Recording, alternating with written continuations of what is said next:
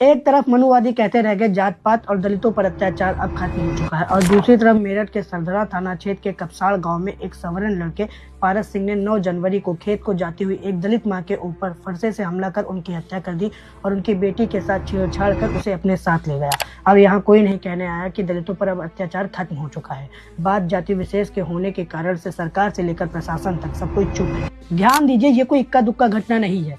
ये तो दलितों के साथ हुई सिस्टमेटिक हिंसा का हिस्सा है, जिसे हर बार लगातार नकारा जाता है। इस बात के लिए एनसीआरबी के आंकड़े खुद गवाह हैं। हर साल हजारों मामले दर्ज होते हैं, जिसमें दलितों के हत्या, बलात्कार, अपमान, हमले और सामाजिक बहिष्कार शामिल है। एनसीआरबी की सबसे लेटेस्ट रिपोर्ट बताती है कि एससीएस के उत्पीड़न के लगभग 57,000 मामले दर्ज हुए हैं, जिसमें उत्तर प्रदेश में ही रोजाना 2 दलितों की हत्या होती है, 3 दलित महिलाओं के बलात्कार होते हैं और 6 दलित घरों में आग लगाना या फिर घरों में तोड़फोड़ करने के मामले दर्ज होते हैं। फिर भी गरीबी और बुजदिली के चक्कर में कोर्ट कचहरी से लेकर जेलों तक में दलित ही सजा काटते हुए नजर आते हैं। और अतिशयोक्ति की बात तो देखो, यूपी इन मामलों में सबसे ऊपर है और यूपी के सीएम योगी आदित्यनाथ जी कहते हैं कि यूपी में क्रिमिनल्स थर-थर कांप रहे हैं, लेकिन सच तो ये है कि ये केवल बड़ी बड़ी हाँक रहे हैं। अन्य स्टेट्स या विदेशों में इनकी बेइज्जती ना हो, इसीलिए ये क्रिमिनल्स और अत्याचार के डाटा को झांप रहे हैं।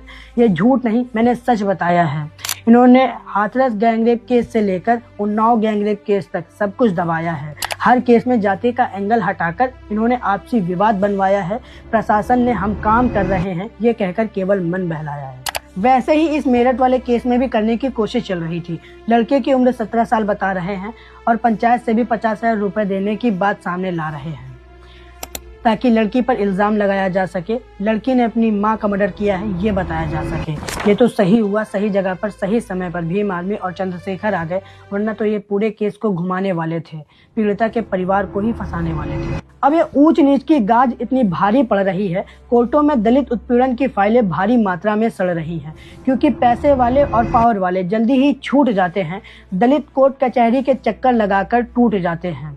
तभी तो मैं कहता हूँ, जाति आधारित हिंसा फरसे या तलवार से नहीं होती। इसमें भी इनकार, चुप्पी और राजकीय संरक्षण का पूरा साथ है।